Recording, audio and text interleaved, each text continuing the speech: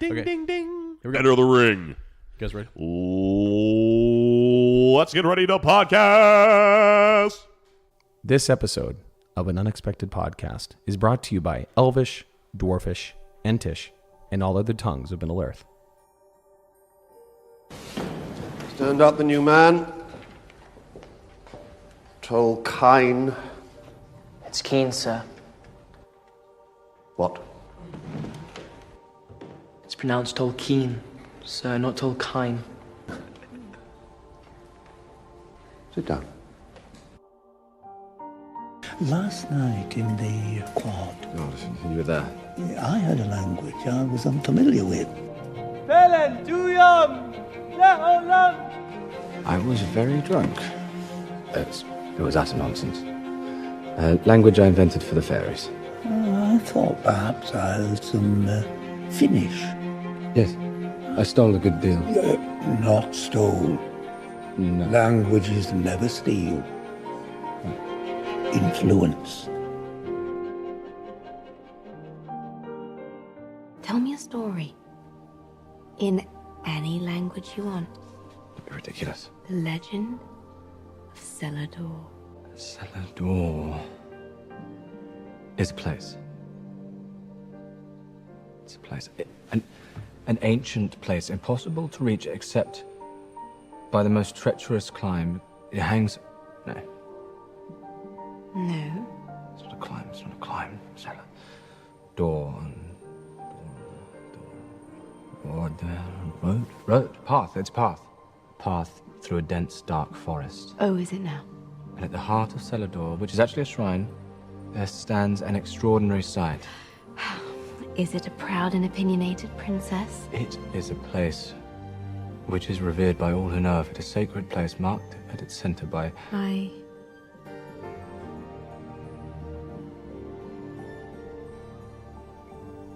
by trees.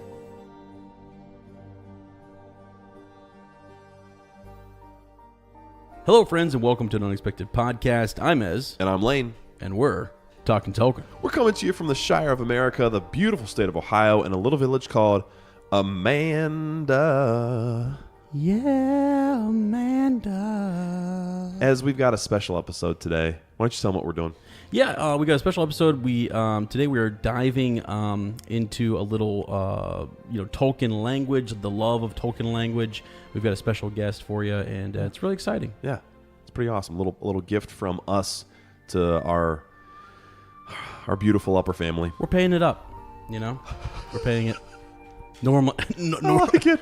I'm sorry. Normally, Forward. No, normally that's what Lane. That's okay, cool. I stole your thunder, and you're Wow, dude. Well, because it was a lame joke? Wow. I'm a dad now. I have to do this, Oh, okay? that's That's actually- kind of part of the gig. Ask Sean Astin. That was Ask him. great. That was great. We'll do a little quick counsel. You're going to hear a voice that is unfamiliar to you, but is very familiar to us. True. And that voice that you hear is one Jimmy Nichols.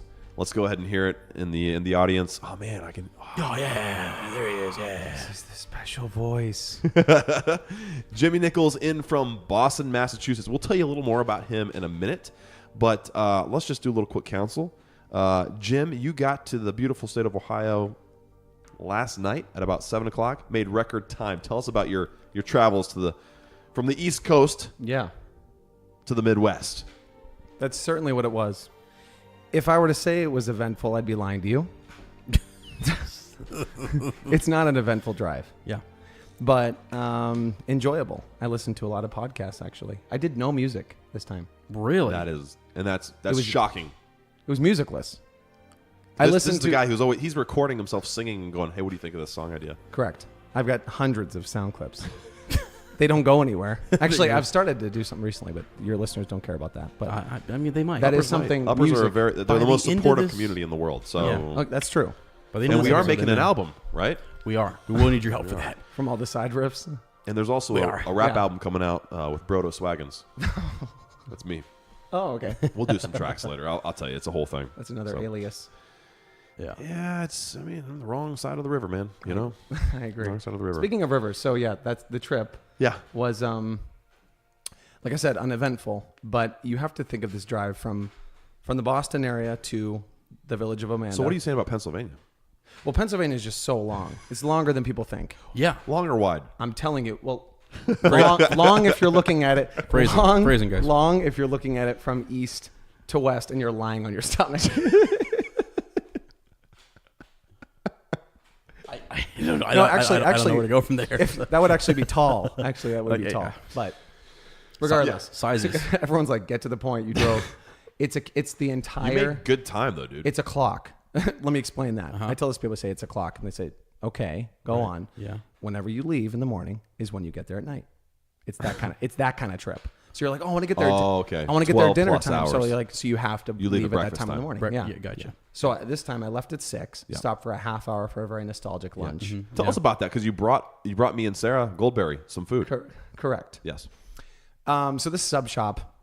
Do a little plug. What's it called? This is interesting. I wish I could plug this the way that I want to. Yeah. Bloomsburg Subs. That was the wrong name. That's really embarrassing. Can I start over? Berrigan Subs. This is brought to you by Berrigan Subs in Bloomsburg, Pennsylvania, home of Bloomsburg University and the Huskies. So actually, that's the place that normally I go to. My dad grew up in Bloomsburg, and it was a very nostalgic sub shop. They're closed on Mondays. As of last year. So there's a place next door, Steph's, and apparently there's this long drama.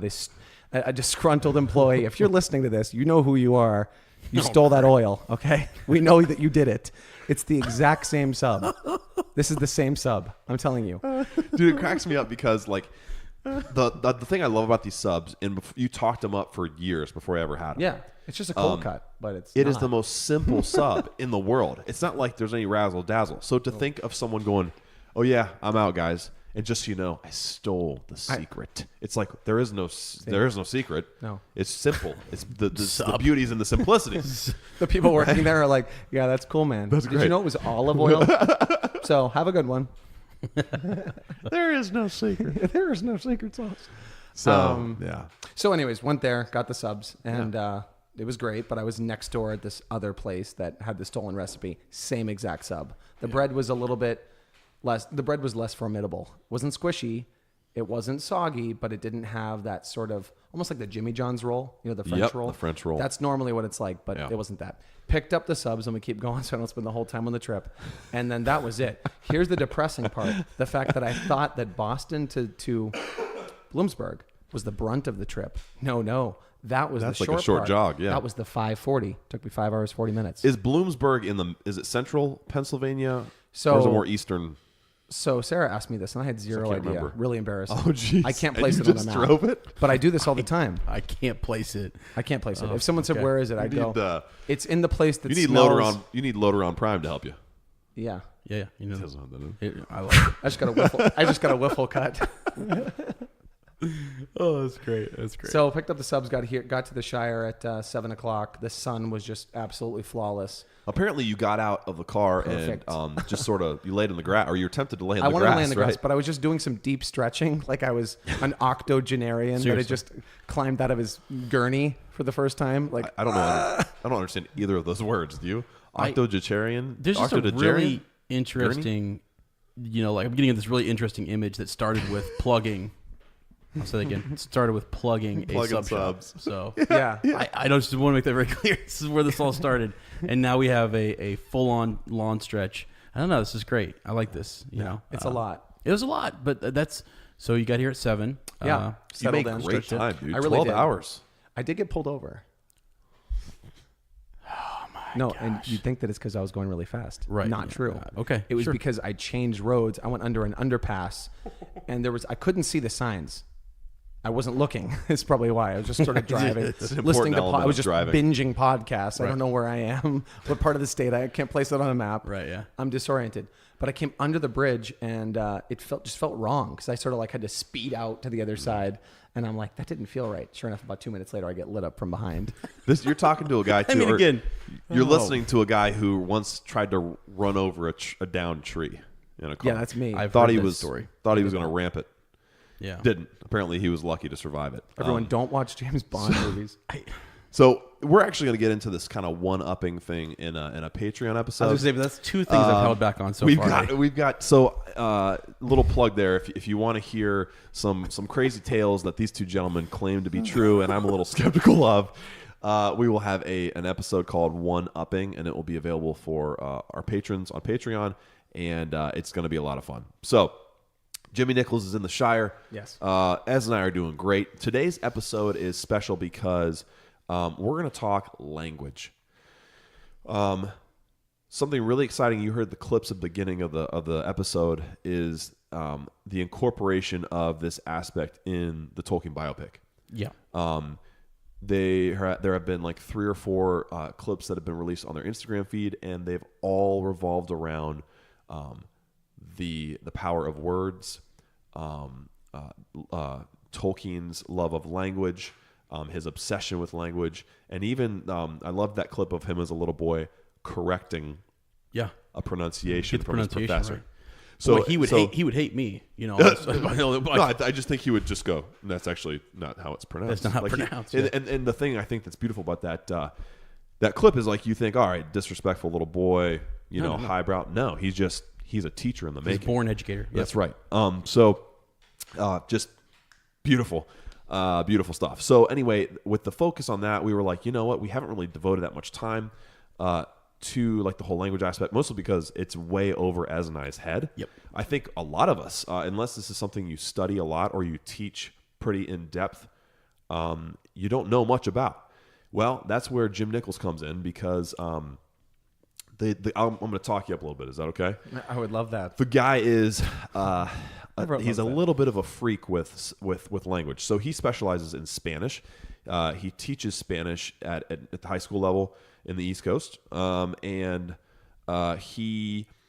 have been a witness to like 3 or 4 times minimum, maybe closer to 5 or 6, of where he would be in a situation. He'd find someone speaking Spanish. He'd engage them in conversation, and by the time it was over, the individual would say, "Oh, okay. Are you from Cuba, or are you Guatemalan, or are you, from I don't know, any number of Spanish-speaking countries?" And he goes, "No, I'm a kid from Boston." And they go, "Oh, you're not? Are you Latino?" And he would go, "No, I'm Irish, actually." So, and these people were just blown away. They're like, "You speak like a native speaker." So it's just something that he's always been skilled at and has a passion for. So anyway, he's getting his master's degree, and he's learning about linguistics and the intricacies of it. And somebody has popped up in his book, and that somebody is a professor we know as Tolkien. And so it's kind of actually happening at a pretty organic timing. You're going through this course right now, and when you said you're going to come out, he's out here to visit. I'm kind of doing your introduction right now. Sorry. Old-time, long-time friend. We met in high school. We became really close in college. The 3 of us were pals. So anyway, moved back out to Boston, where he's from, and came to visit us to see Charlotte and to see Winnie getting bigger and bigger, and to just spend some time in the Shire. And so told him we wanted to do this, that we wanted to talk language and pick his brain and be like, okay, so how hard would this really be? Put it into Hobbit terms for us, because that's what we are. That's what we're going to need. Yeah, we're need a couple of hobbits. Yeah. And so it's going to be really cool. I think if you're into language at all, or you're fascinated by just what Tolkien created, this is going to be an awesome episode. I do have a little clip I want to play, and then I'm going to turn it over to Jim. He can tell you a little bit about his background with language, what he does for a living, and his personal connection and fascination with language in general. Is that cool? Mm-hmm. Yeah, right. Absolutely. Ai lauri lantar lassi surine, ignar unotti narve ramar alron, ignar velinti ulmar vanier mior mar delissimiru voriva, andun pella vardo telmar nulluini jassen tintelari eleni, o Mario airitari lirinen. Si mani jullan innen quantula. An siden talle varre oio lossio ve fagna maria telentari ortane, ariglietti arundullave lumbole a sindano riello caita morni e falma linna rimbe mettar hissie, un truppa calla chiglio miri oiele. Si vannuna, romello vanno a Valimar, Na Marie, na Hiruvalje Valimar, na Elje Hiruva, na Marie. So that is Professor Tolkien himself reading the poem Namarie. I mean, are we listening to Gandalf? So it's pretty amazing to hear, the man himself who created these languages. It's cool to hear the actors and actresses, the dialect coaches who've studied Elvish, read and do their pronunciations. But it's another thing to hear him, the man who knows it intimately and was discovering it along with the rest of the world, really, was his perspective. So to hear that was really kind of cool. I stumbled upon it, and I was like, holy cow, we got to play this and get into this because it's amazing. It just gave me chills. And it's Initial otherworldly, reaction. Yep. as in like Middle Earth worldly, Yeah. I guess, right? Yeah. Gets you right into it. It's unreal. I mean, I'm literally like, that was Gandalf. Yeah, right. I mean, that was who that was. I know. I don't know. So I thought that'd be cool setting the tone there. So Jimmy, why don't you give us a little background on you, dude? Like, what do you do?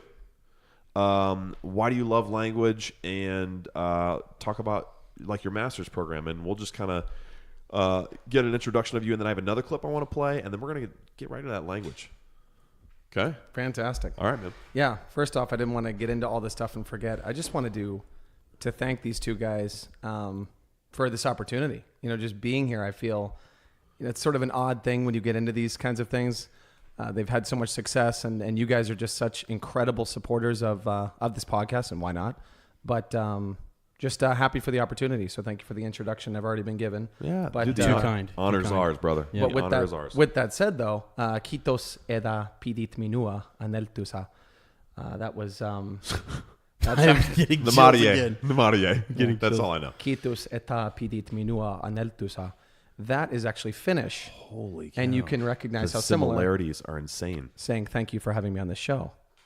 So maybe there's. What did you say, Pita? Was it So it's kitos Kitos? eta Eta pidit minua pidit minua aneltelusa. anantelosula. And you can hear we'll talk about that. Yeah, very similar. And even like the kind of the cadence of it. It's very... Exactly. Man, and maybe another reason that the elves are so into song and music, or maybe, because the language came first, so the characteristics would come afterwards. Sure. That is why, Completely. they're into it, is because their language sounds like singing. Makes me think of old Tom Bombadil, too. It does. Yeah. Doesn't it? Rhythmic, kind of. Yeah. It's got like a meter. Yeah. Yeah. And that's something I want to talk about as well. So anyways, that was the sort of the big introduction. But no, I am a high school Spanish teacher. And I'm currently pursuing my master's in applied linguistics from UMass Boston. Let's go Beacons if you're listening to this. Fantastic. UMass. Yeah, it's actually a really funny mascot. It's literally a lighthouse. Beacons? That's what I was going to ask. It's a lighthouse with like a wave, sort of like a wave coming out of it. Oh, that's kind of cool. It's what is the actual mascot like, though? Never Is it seen a dude it. dressed as a lighthouse? I've never seen it. That'd be pretty funny. It's like a lighthouse comes out, no eyes or Maybe anything. you should just become the mascot. Call him Beamy. Beamy Wave. beam me up. His name's Scotty. Anyways, had to. So pursuing the master's in applied linguistics, and so I was. So what is applied linguistics, though? Can you explain that a little bit? Just layman's, hobbit's terms? Definitely. So applied linguistics is the giant overview of linguistics, but not just so the study of language. It's also sort of, okay, we have all this knowledge of words and morphemes and phonetics, and I'll talk about some of that stuff, but it's more so, okay, that's great. How are you going to use that? And so then within the program, people have specialties. So is it kind of like the science of language in a sense? Totally. It's when I explain this to people, if they ask, well, there was this meme that I was shown because I'm off social media, and I like to tell people that at every pass I get. It's telling strangers, "Do you know I'm off social media? Who are you?" Yeah. I'm sorry, I don't even know you. But because you're not on social media. You're not going to know you. social media. I just wanted to let you know. I'm here. So it's like I don't know who you are. But I tell people sort of my elevator pitch is that it is the study of language from the smallest parts all the way to the biggest parts. Now that helps some people say, oh, okay, small language, but it's still for some people, they're like, parts? I don't understand what a part is. And so applied linguistics is great. You have this knowledge of language. What are you going to do with it? And that is why I feel like I'm on here tonight to talk about what he did with it and sort of how cosmic It was what he did. And the more I researched it, it was sort of funny. I thought that I'd pull some notes together. I'll put 30 minutes together. And that ended up turning into about 4 or 5 hours very quickly of research on him. Yeah. And did you find yourself like intrigued by what he did? Like how, because normally what he did is what cultures do, correct? Like entire societies, not just single human beings. Right. And that's a perfect segue so that I can just talk about this now. You know, we talk about that, like you said, societies or individual people, that there was a community. I meant to write this date down so someone could maybe fact check this, but I forget when specifically or in what decade. I want to say the late 80s. I know it was a push in the 90s, but I don't know when it started. The language Esperanto came out. Okay. Yeah, you were telling me about this. So Esperanto is a fascinating thing. It's really interesting because I keep seeing different numbers. Like there are 1,000 Esperanto speakers. It's like, okay, small, nice community. There are 20 million Esperanto. No one really knows. It's really this. There's obviously not 20 million. And I'm not trying to offend you if you're out there. You're probably one of the 1,000. That's a number that sounds closer to me. But this Esperanto community is a completely sort of fabricated language, is what we talk about. It's a created language. It's an ex nihilic or nihilic, if you're using the Greek vowels. From nothing. It is out of nothing, exactly. It's from nothing. Shout out to Basque, anyone who knows or speaks Basque. So the Esperanto community was trying to sort of say, let's take this sort of idea of language, and this is what is so fascinating to me, and this is where the passion just starts to just ooze from me, hopefully through the microphone into your ears. We felt it. Is not in our ears, but okay. Saw it. Just yeah, now. You're just seeing it. Yeah, is the fact that the way he did it was not sort of how it's been done in the past. So Klingon, if there's any Trekkie fans out there. Mm-hmm. Wow, yeah. Chase McKinney for sure. Yeah. Yeah, So yeah. Klingon also being a fabricated, created language, man-made. They're all man-made, but you sort of understand what I mean. Yeah. The fact that they don't come out the natural way. They Yeah. come out in a way where someone's sort of labbing this. You know, they're sitting in a lab. Could you give us an example, Klingon, real quick? Just a little. Well, Klingon. So speaking of what you just did right there, very guttural. Yeah. So, right. Sounds Sorry, I like, was coughing. sounds like you're choking on something. So to everyone listening from Berlin, yeah, we're not making fun of you. Oh, whoa. Oh Okay. my god. Yeah, German. Very, very German. Das Kanda. Das Yeah, Muschenstein. it's actually it's a fantastic and incredible thing that we don't sound more guttural than we do because we're so Germanic speaking English right now. But anyways, I deviated a little bit. I'm going back to Esperanto. So Yes. that created Yeah. language. And so what they did, guys, that was so fascinating to me in juxtaposition with Tolkien, was this idea that it was sort of like, okay, here are the basic units of language, those small parts I was talking about. You put this, and then you put it very cookie cutter. So you put this to this to this, and this makes this, and then you sort of push the meaning. You push what we call semantic or pragmatic meaning. So I am thirsty means that, you know, if you speak English, you know that there is a lack of liquid, and you know, and that means something. So the I am thirsty creates something.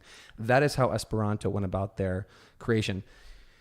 That is entirely different than how Elvish and Dwarfish and Old Entish were created. They were not created that way. They were created, the inception of the language, the nascent stage, we both love that word, the nascent stages of this language came out of how it sounded exclusively.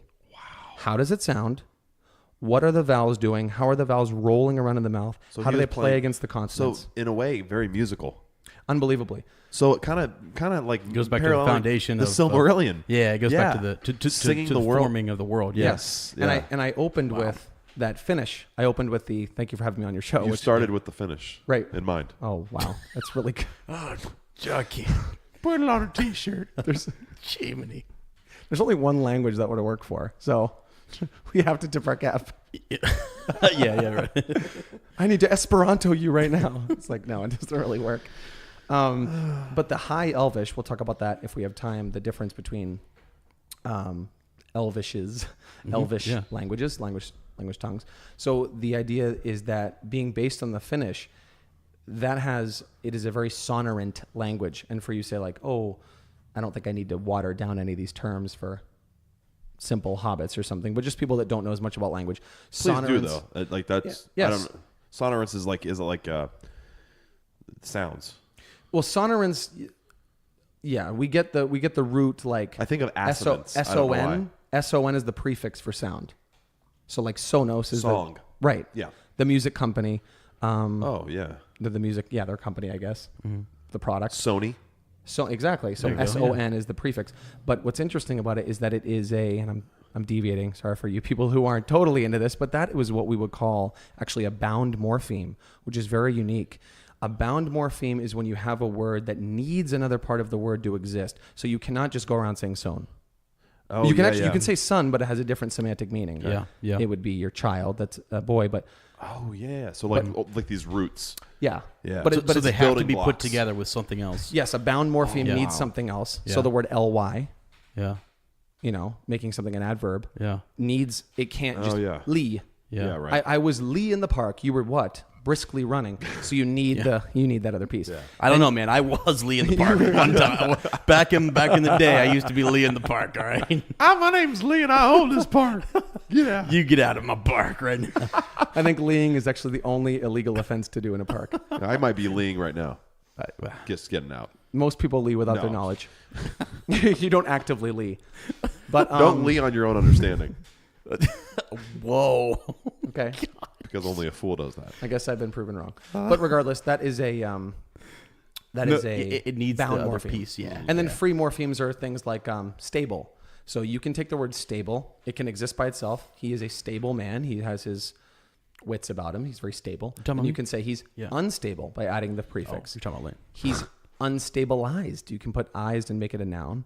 So that you can start to throw all these things and make them bigger. Why am I saying all this? Because Finnish has tons of sonorants, and a sonorant Okay. is the sound that is produced on the constant flow of air through your mouth.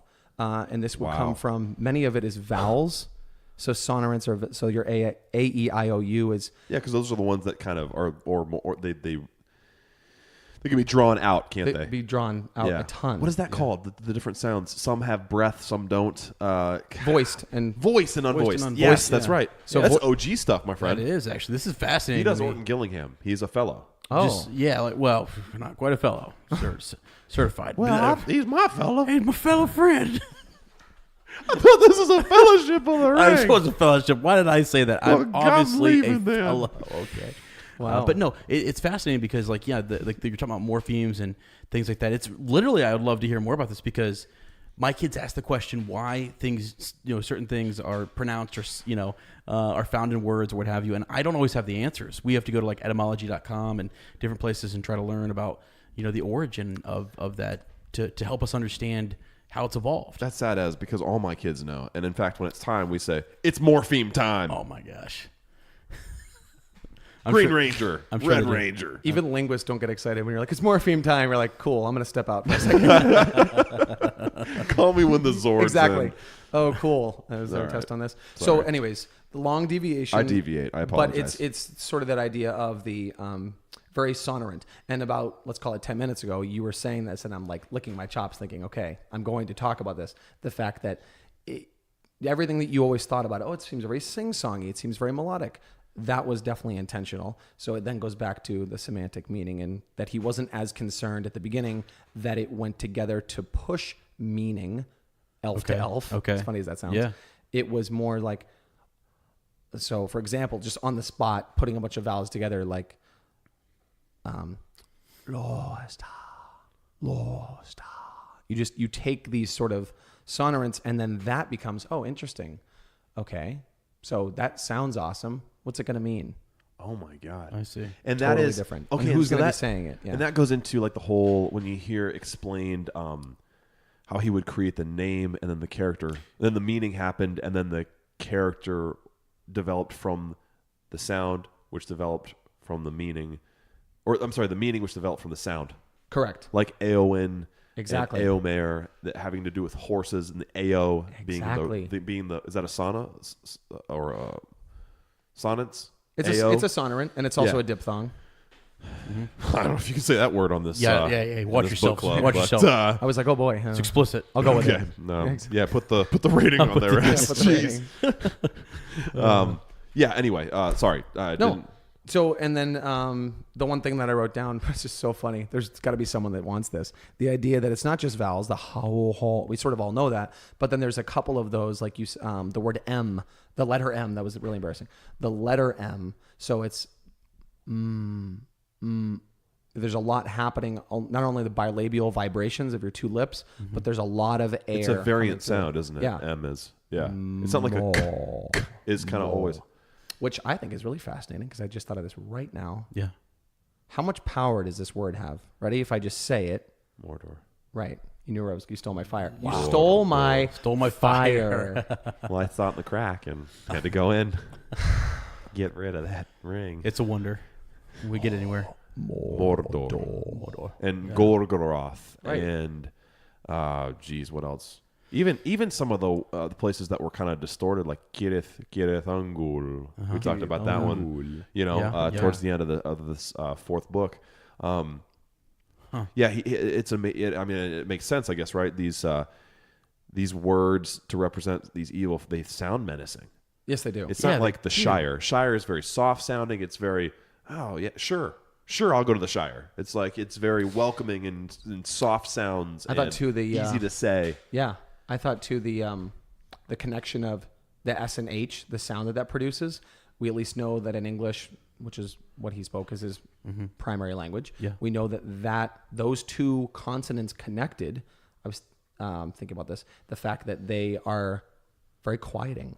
When you say that, you are actually commanding someone to be quiet. Oh my gosh, calm. It's a calm. It's serene. You really can't yell at peaceful. someone saying the Shire. Oh my gosh, that's dude. unreal. The depth. See? Shire. And, Yeah. Yeah. I still feel Well, calm even actually, when you yell it. I would challenge the I would R. The I R would was challenge what you just emphasized. said exactly. Yeah. Yeah. Wow. That was actually erotic R. Is what that's called. I think, Jim, I know you're acting like you're deviating or whatever. Septum. No, it's fantastic. I think people are going to love this. I think the uppers are going to eat this up. I'm blown loving away it. right now because it's fascinating to me that like I was thinking about like some of the names in the books, you know, like of towns or towers or fortresses that have changed because the Dark Lord has taken them over, and like Minas Morgul.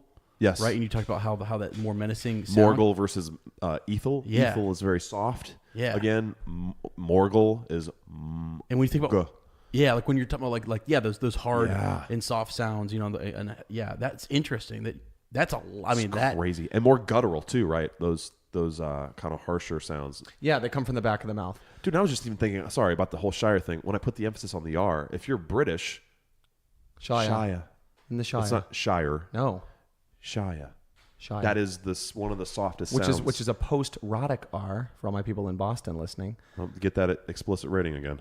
No. Erotic. I'm gonna shut this thing down. Jeez. Post. This is a clean show. Post hyphen RHOTIC. Everyone's like, "There's no way he Googled that." I know. I'm paying a lot of money a semester to know things like post-rhotic. Thank God I'm married. This stuff does not work to pick people up.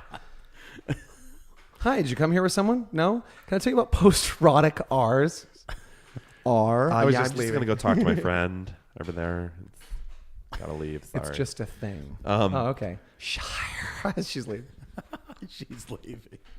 Oh, this is awesome, dude. This is great.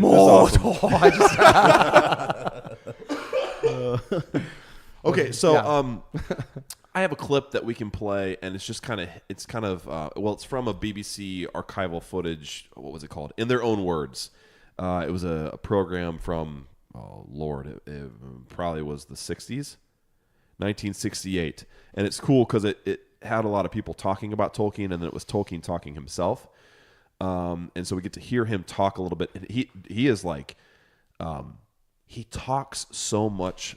You can tell where Bilbo's pattern of speech comes from, because it's there's a lot of not stuttering, but his mind. You can hear in his voice how quickly his mind moved, and it just makes sense. You're like, no wonder he got a lot done. I mean, his mind never stopped, and it wasn't some sort of taxing thing for him. It was something he enjoyed and how he thrived in life.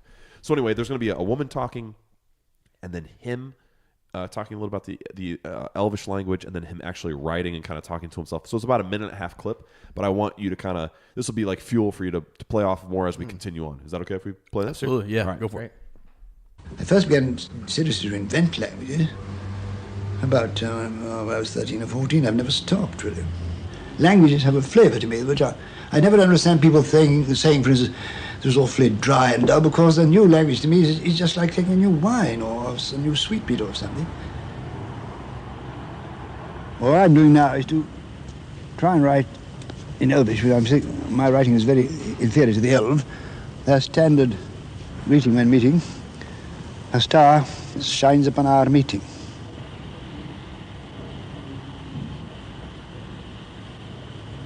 Oh, Lord. I made a mistake, didn't I?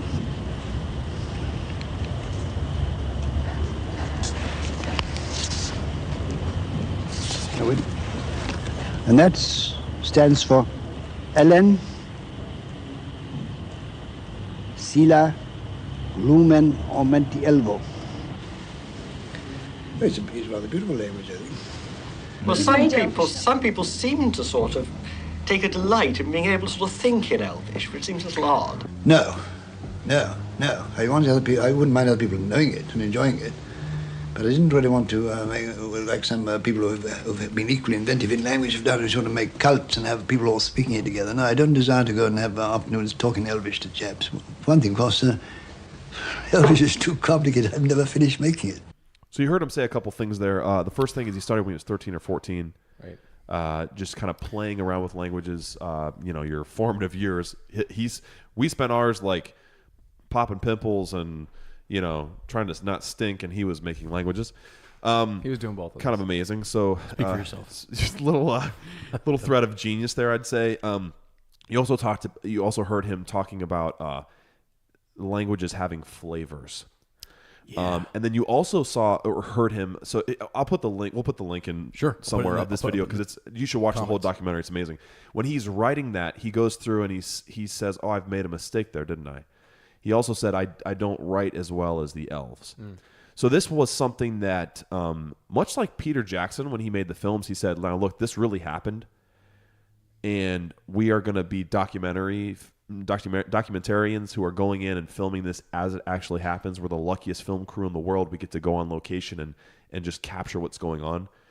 In the same vein, Tolkien saw himself as uncovering a language that really existed.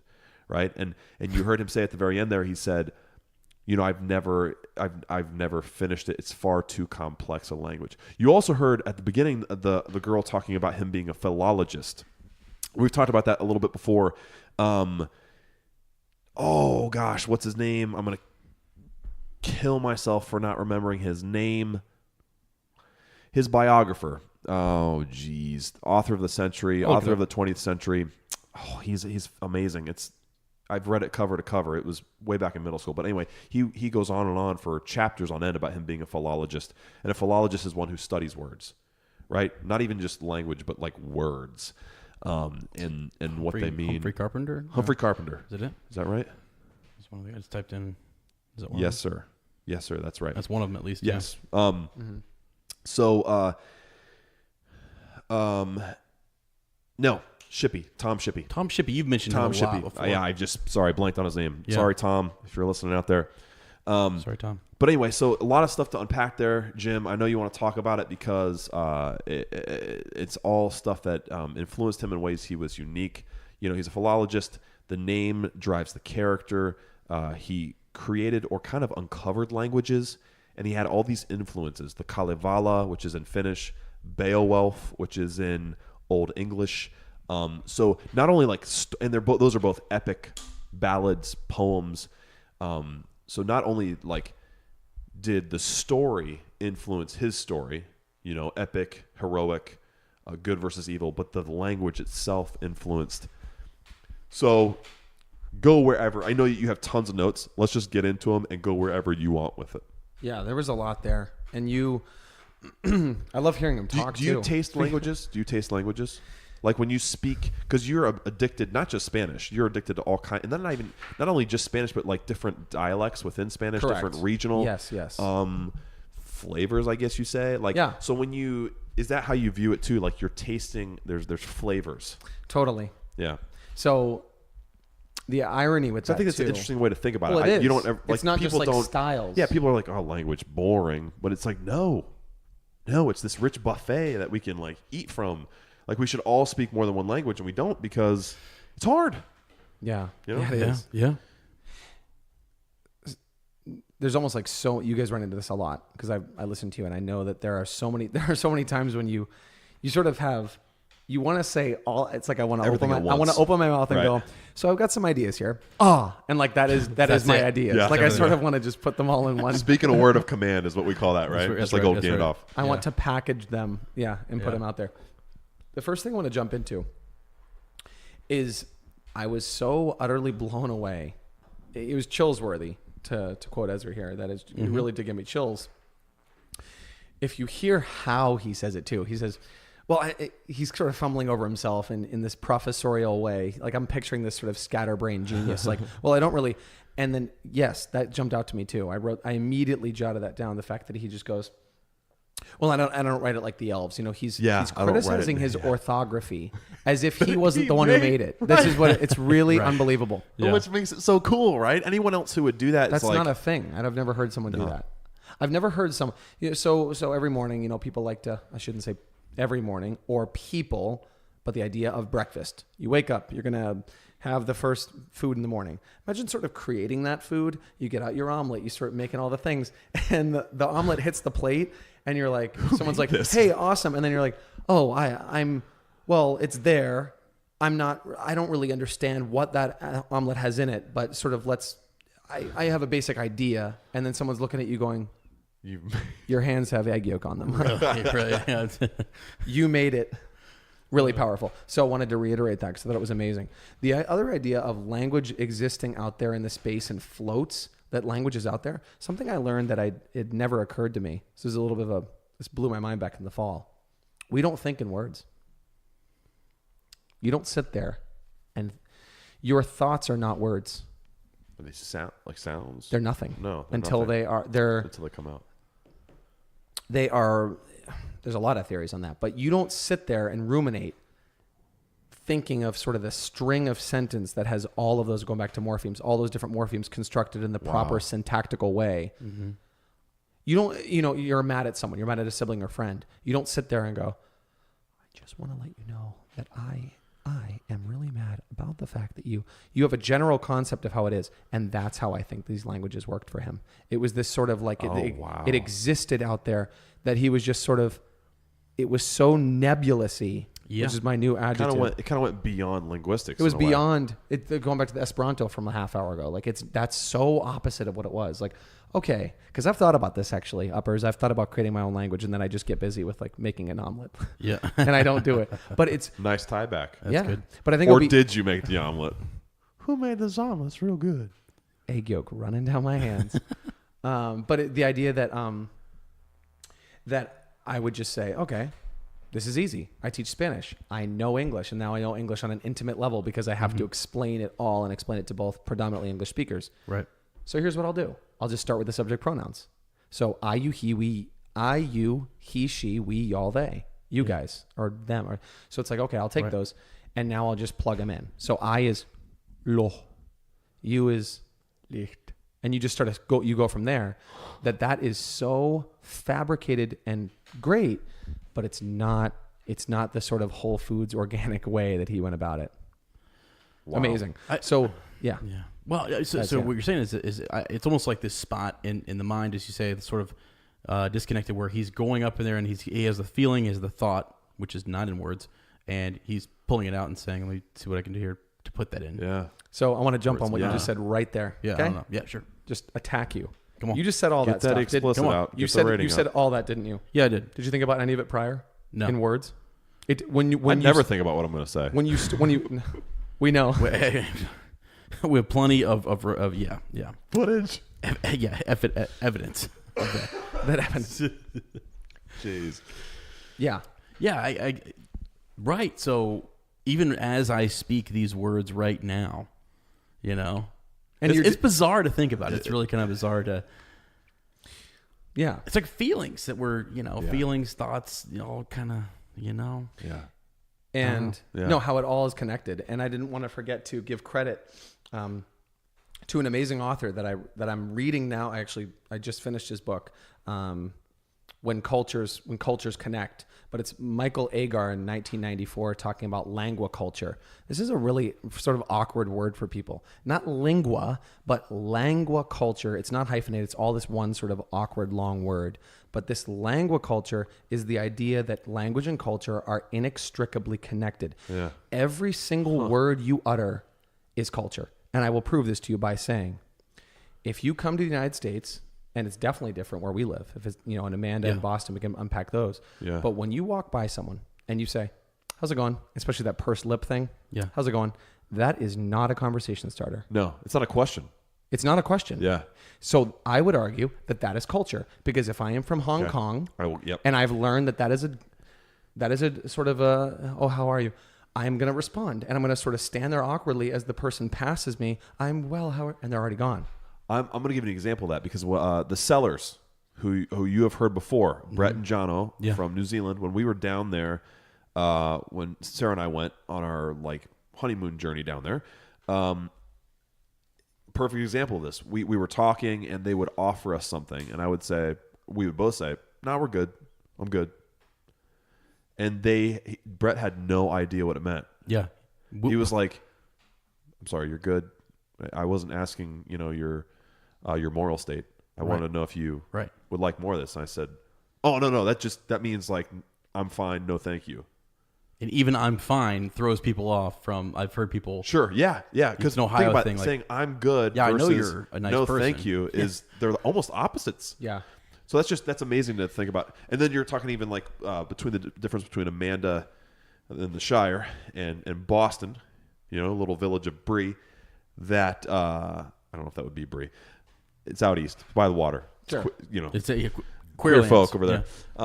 Yeah. And so the regional areas, even within Ohio, you've got regions. You've got down by the river, closer to Kentucky, closer to West Virginia, up the lake effect accent, where you're seeing stuff like that, And the cities.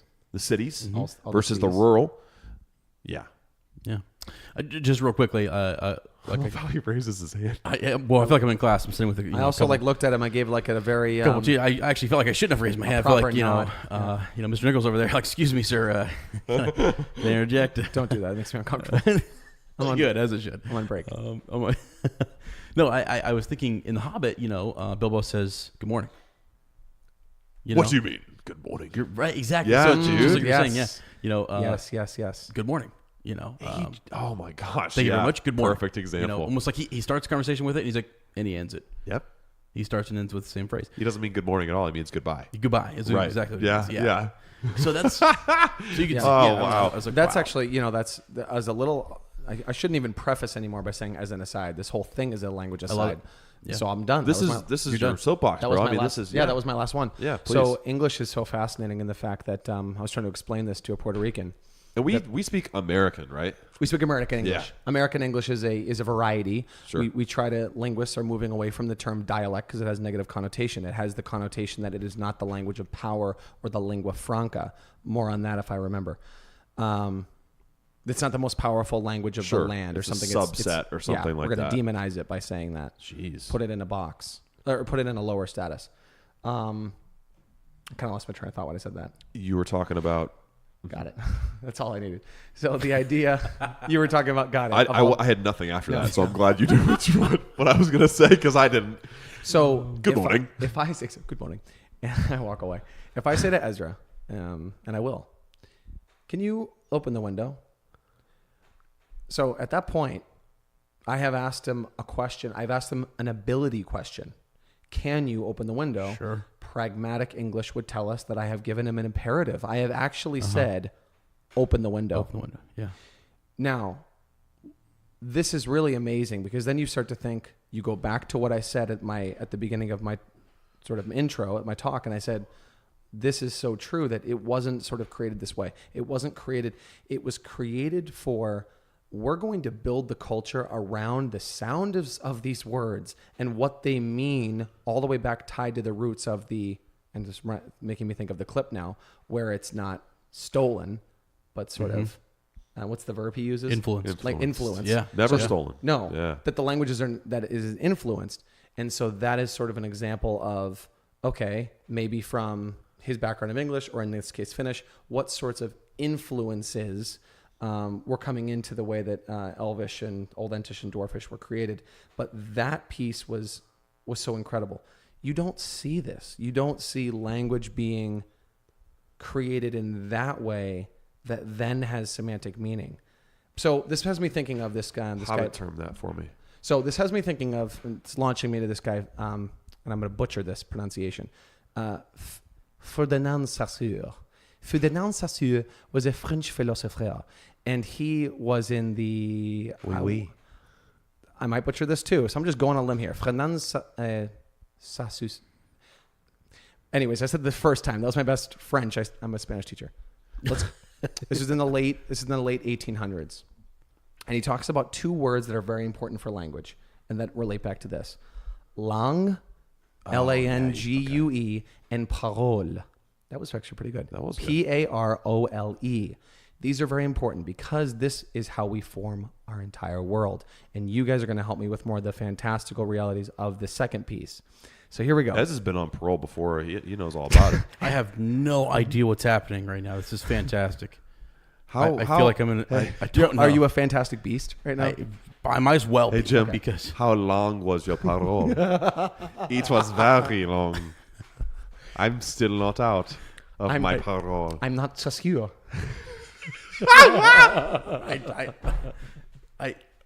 Guys, how long was your parole? I'm not Saussure. I'm not Saussure. I'm not Saussure. That's awful. Sorry, listeners. oh my goodness. Jeez. No, you're welcome. Nico is French. I think he's going to really enjoy that. So anyways, Saussure, before I go to something else, that he talked about langue and parole, and really what this means is how we name the world. So you have the two terms that how you say, okay, if you reach out and you point to a bottle of water, you say water.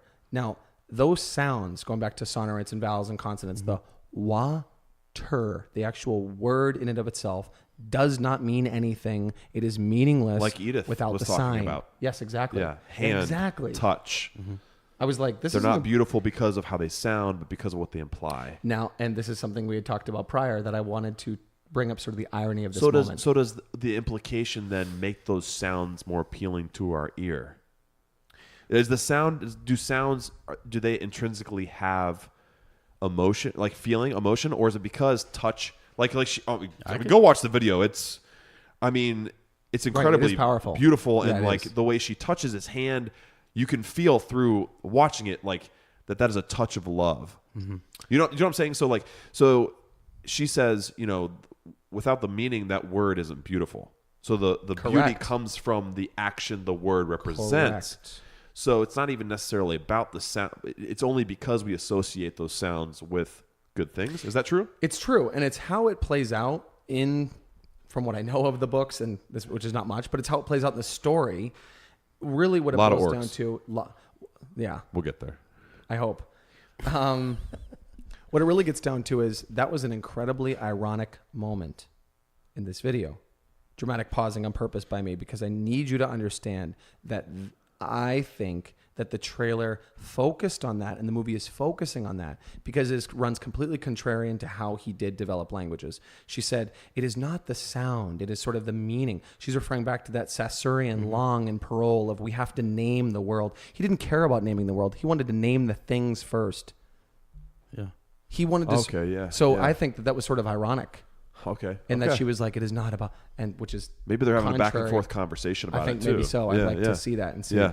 Because I could see him saying, oh, someone without a Spanish background that doesn't know any basic body part words or whatever, if I say like la mano, I just say la mano. To someone who doesn't know la mano, it is meaningless to you. It's as if I'm saying like, Lord. It's meaningless. It doesn't. It's just a word, la mano. Yeah. But when you say hand, it has tons of connotations. Is it going to be used to hit you, to caress you, to love you? What is that hand going to do? Halls of Mandos. Yeah, exactly. There you go. Really amazing stuff. Yeah, I mean, it's just is. like, so his ability to create these languages from the way that he did and to the extent that he did. Remember at the very end of that last clip, he goes, well, it's sort of, far too difficult. He didn't want people to be like at a Starbucks. Howard, Talking, he and Howard those people and Howard Schultz having a cafe macchiato, being like, "Oh, let's chat in Elvish for a half hour." Right. It was not really what it was intended for. No. Going back to our original thing of how it's existing, sort of in that in space, it's in the clouds, and then he was reaching up, and it's almost like he felt privileged to be a part of that. Like, oh yeah, oh, I don't even really know what the elves. I'm not qualified for the elves. You made the elves. You made the language. I don't think we can understand this. So it's kind of interesting in that same documentary show, he talks about how his story is like an epic heroic ballad, and he says, I'm not a hero. I enjoy a good hero story, but I'm just a normal guy. So that kind of goes into the whole.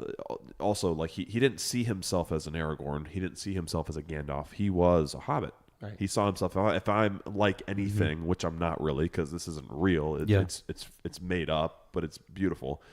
I'm probably closest to a Hobbit. Yeah, and so if that's what he believes about what he created, then a part of his creation has that like essence or that feeling, that humility, you know right? Yeah, Yes. that's the crazy part is that like Yeah. he the creator, And also feels that way about his creation. And don't you also it's think all cyclical? and don't you think that's also why he's so inspiring to people, because he makes people believe, and not only makes people believe that they can create in the same way, because it's like I'm just this normal guy. I'm a genius, but I'm normal, and I don't know everything about my creation.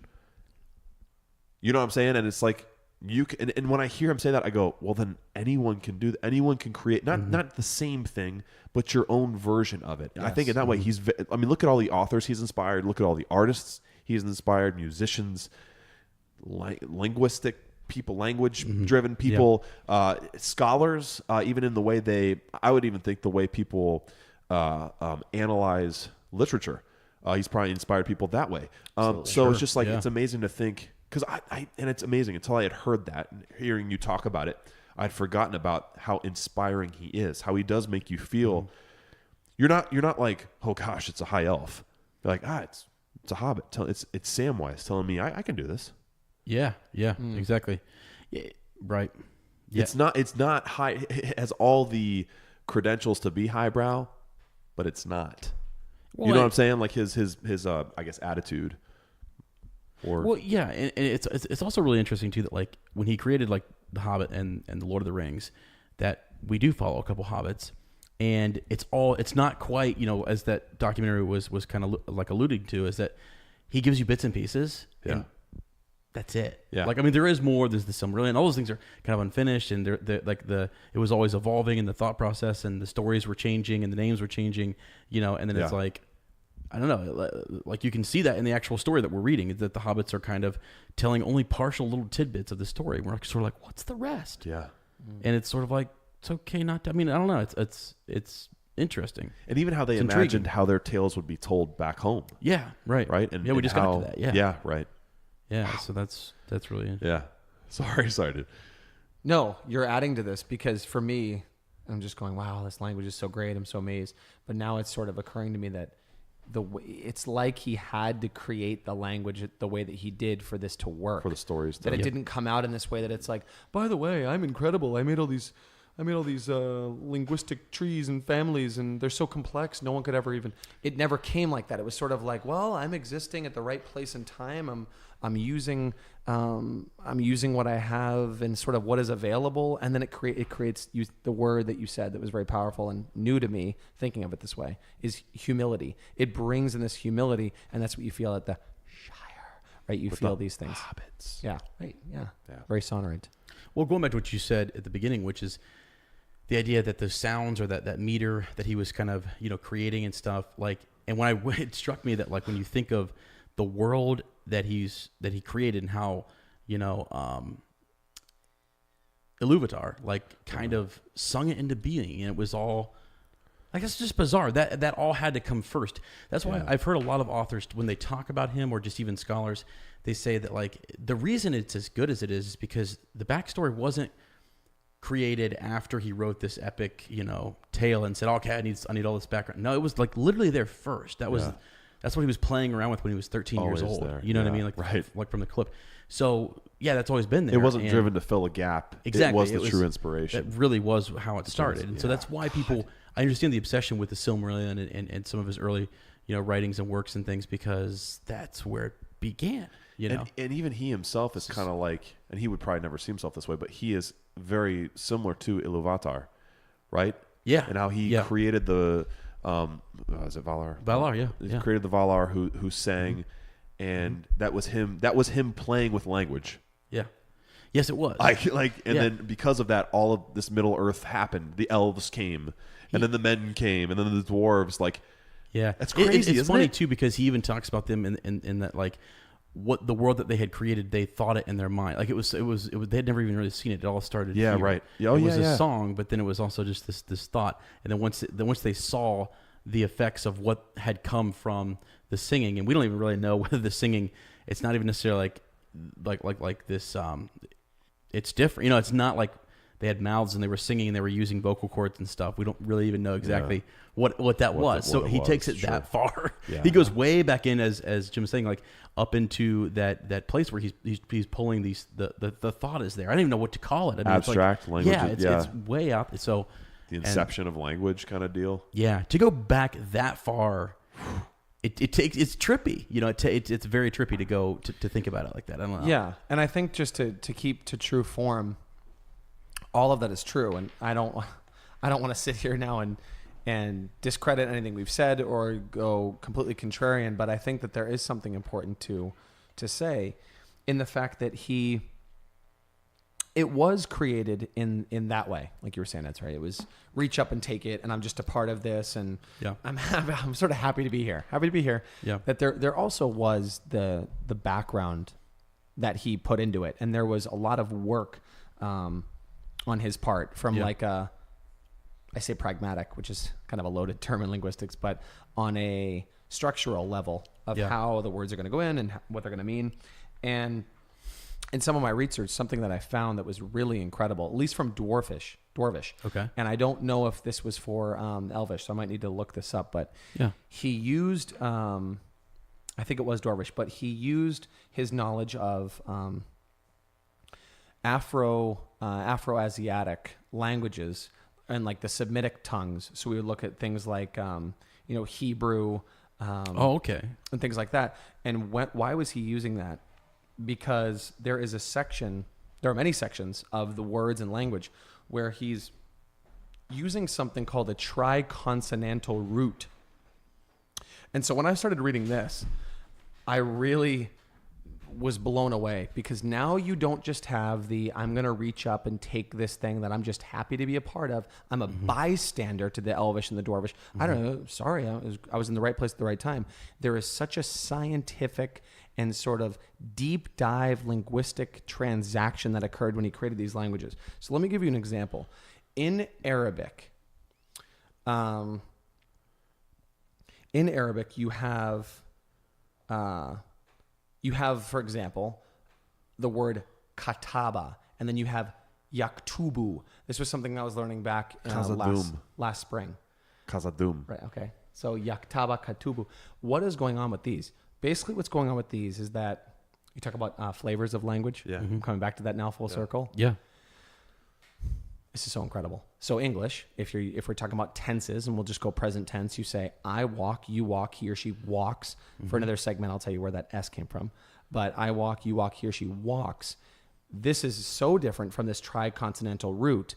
And when you start saying like she walks and he or she walked, and you make it past tense, how it works in these languages that he was using is that these three consonants are in the same word, floating around and moving and shifting to change the tense. So the example I gave was kataba and yaktubu. So there are the K and the T. Oh, just in a different order. And they're arranged. So the one word in and of itself makes for different tenses. And that is something that you find in at least Dwarvish. I know that for sure. Wow. So you mentioned Hebrew a little bit too. Yes. So it's interesting. Just Hobbit knowledge here. So disclaimer. But there's gosh, dude, and again, Hobbit knowledge. I don't know. which form of Elvish Galadriel spoke. It would have been the High Elvish, right? And I don't know if that's Sindarin or Quenya. Quenya. Is Quenya the High Elvish tongue? I think so. Okay. But there you go, my man. Yeah. Okay. Yes. Okay. So, I believe it's middle of Two Towers. She's kind of doing the intro in the middle where she's explaining kind of everything that's going on. And there's a lot of and my mom was the one who pointed out. She's, we used to watch it all the time. When she was on You Heard, it was, every Sunday we'd watch it, and she'd usually be me and her were the last two standing. Dad was asleep, Hillary was gone, And I remember one Sunday she was like, "That sounds so Hebrew. That sounds like, something you'd hear in a synagogue, right?" And I was like, "Oh my gosh, yeah." So that's interesting that you talk about that influence as well. That was a language. I mean, I don't know. It is like, you're right. Like, so going back to the flavors, I'm thinking like of an ice cream cone Neapolitan. You got the almond, you got the cherry and the chocolate. You know what I mean? It's like these different flavors that are similar, yet they're all delicious, but they just taste different. They sound different. They imply different things. They communicate different things in different ways. Yes, they do. Awesome. And I learned a new term, which just sounds awesome for the podcast. So this creation of the Middle Earth language through the use of real languages and cultures is actually linguomythic synthesis. Try to say that multiple times. Holy crap. Linguomythic. Linguomythic synthesis. And so creating language myth. Yeah, and the mythical, the surroundings and murmurings in there too. I love those words that are all smashed together like that. Hither, there too. Let's take all of them and put them together. So I think that that is just incredible. And one of the things that goes with it is that he also was enveloped in what you would consider glossopia or glossopia. I don't know where to put that intonation. But this is just the passion to create language for the sheer enjoyment of creating a mythical language. Yeah. And that's what drove him. Right? Yeah. Wow. Amazing. I mean, we can keep talking. We can take it any direction you want. Well, we can wrap it up. I did want to bring up a couple more things that. Yeah. This is a quote from him. So I think that this is important to bring up. So he said, "What I think is a primary fact about my work is that it is all of a piece and fundamentally linguistic in inspiration. It is not a hobby in the sense of something quite different from one's work, taken up as a relief outlet. The invention of languages is the foundation." Holy smokes. It it was very sort of oddly emotional. I don't know. It was. So it's not a hobby. I like how he just says, "Yeah, I've created these linguistic families that have actual trees, and there's like Proto-Elvish that then creates the Quenya and the Sindarin, which actually does, I believe, if anyone cares, that has a lot of sort of sociolinguistic meaning of what you have to understand at the time of when he was writing this. Very controversial. Was he writing about Nazi Germany? Was he writing about what was happening in the world? Probably not. But at the same time, probably so. I mean, it's occurring all around him. Yeah, he talks about applicability over allegory. Okay. And so actually in this same documentary, he talks about, people who wanted to make the association that the ring was in fact a nuclear bomb. And that's what he was meaning to, he said, no. He said, you can apply my work to whatever you want, but what I created is not allegorical. It doesn't. There is no hidden. So you could apply it to that. And I think a lot of people did. They applied it to World War II. They said, okay, well, this is his World War I experience. This is, about the kind of like the destruction of machinery that machinery causes, and you look at, and while there was aspects of that there, that's up to you to apply it however you want. And that's why people talk about his work being so timeless and different, is because there wasn't an agenda. You're right. If you go back to it, it's because he loved language. and because of his love for language, the story came about, and there was no.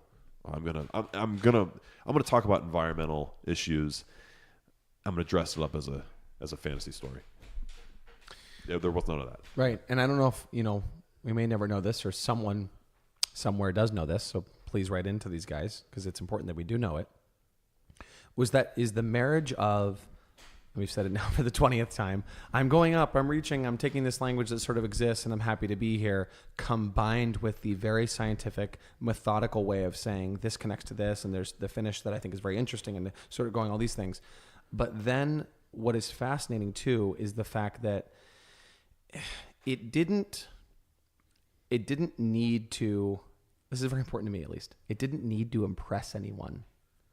Yeah, I think that is so. If that is no so one ever would have known about right. it, yes, it is. If no one ever would have known about his language, his stories, it would have meant just as much. And I think, honestly, man, I think that is the purest form of creation.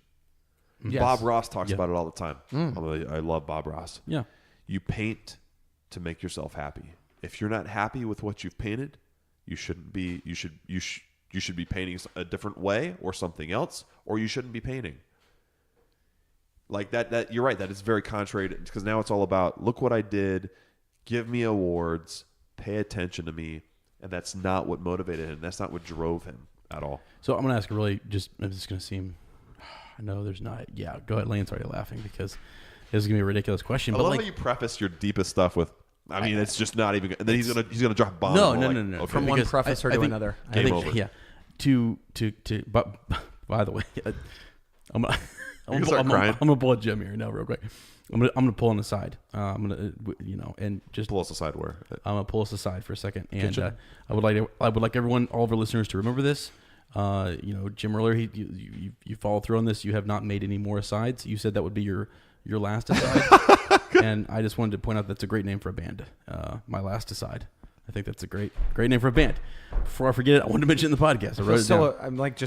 I'm brooding at you. That was the ultimate aside. I feel like I made the ultimate aside to bring up the fact that, dude, that's the album. My Last Aside. The ultimate aside. The ultimate aside.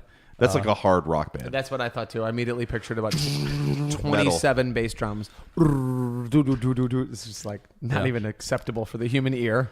Oh gosh, but the problem with making an aside is you almost forget what you were going to ask, bring up. Sure. So let me cut right back to it. And to kind of cut through everything that's been said, my question is simply like, why did he do it? Is it because he is a linguist and he when you're studying that, and if you dabble a little bit in your own creation and you start to think about how we have created language and where all that kind of derived, is that what he was doing? Was he as he's learning and growing and studying at Oxford and different places that he's, you know what I'm saying? Like, why do it? And I want to ask another question that pairs with that.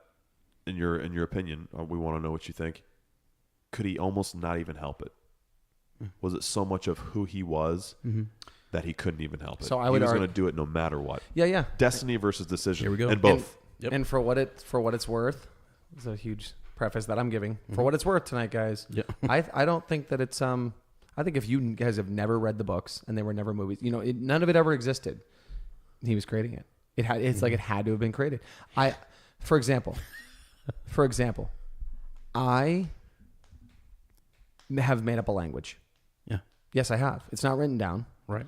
But I am able to talk sort of nonstop, always. Yeah. Mom, if you're listening, right. Sorry. I'm able to always talk. And then sort of create these things from other languages the synthesis thing. So just sort of going off and off higher sort of hygiene. And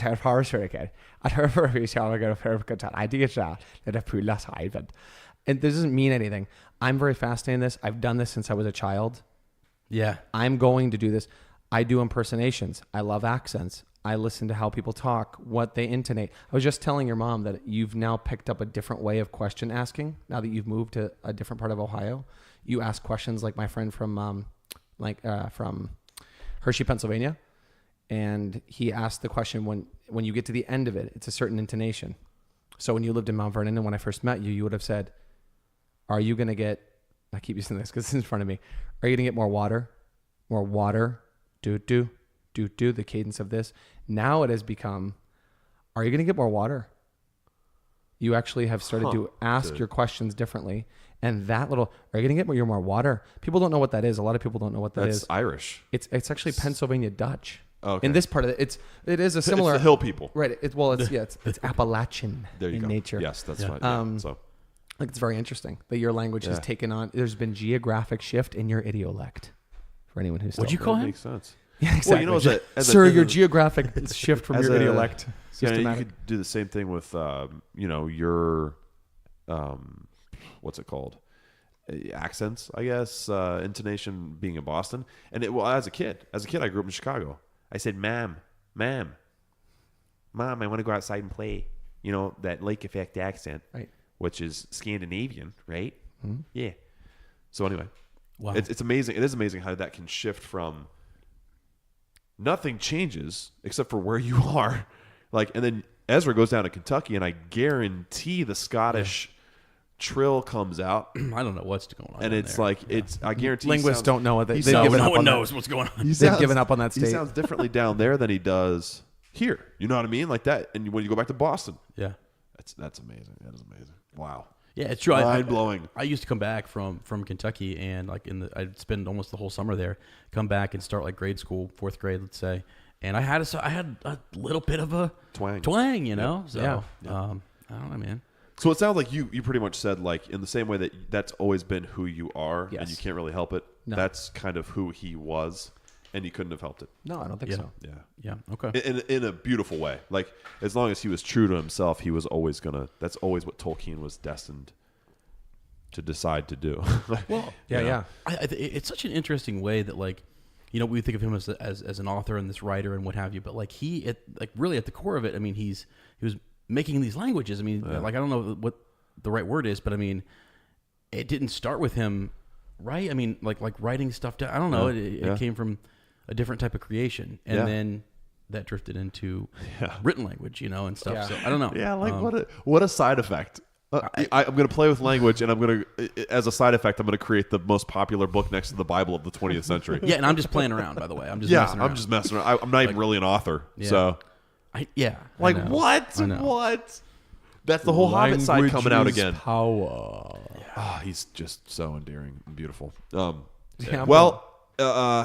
You closed your phone, so your notes are away. So is that we could always do another part 2 as you learn more and absolutely, You want to get your PhD eventually, right? In this stuff, isn't that part of your long-term time, goal? I definitely need time to breathe after this master's, but once I reevaluate, and it's something that interests me. Yes. Yeah, that's what I thought. And my passion lies in word choice. Why I'm really fascinated by why we choose the words we use and around what company we do so. So I'll send you that 300-page paper when it's. Are you talking about like me trying to censor myself around Lane's mom? Is that what this is all about? You did a terrible job. It's going in my. I was bad. It was bad.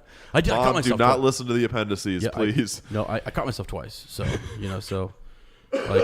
it's interesting because it reminds me of like my own mother, and I'm just sort of like, oh. Well, it's funny. My mom's Lord have mercy. If my mom's listening, she's going to hate me, but she started to swear in her old age. God bless her. I won't out her, but there's been a couple times I said, "Mom, don't get on me now." I mean, you did just out her. So to all the listeners. Right, you totally but Twitter added her. Your mom just literally is super cool. I'll first go give my mom some crap for that. So Jim, thank you for sharing a lot. I mean, your knowledge obviously is. This is what you love to do. Is what you've decided to dedicate much of your life, all of your life to. It's your profession, but it's also something that a way that you want to continue to be educated and specialize in. Really, really cool. I mean, I feel rejuvenated a different way. I feel like I think we were just talking to an expert, bro. Here's the thing: I think we were supposed to feel smarter, but I feel way, less smart. That actually was fitting that I said it that way because that wasn't the right way to say it. Question though for you. Perfect example. This is my last aside. That's what I'm saying. That's what I'm saying. Let's see. He walks. Yeah, where does the S come from? The S. You said. The present. You said there was a little something there. Dude, guys. Okay. You know what I'm saying? Like the last aside. The last aside. What was that? I mean, was there more to that? Like you were talking about tents and stuff like that. Is there more to that? What, like around a campfire or?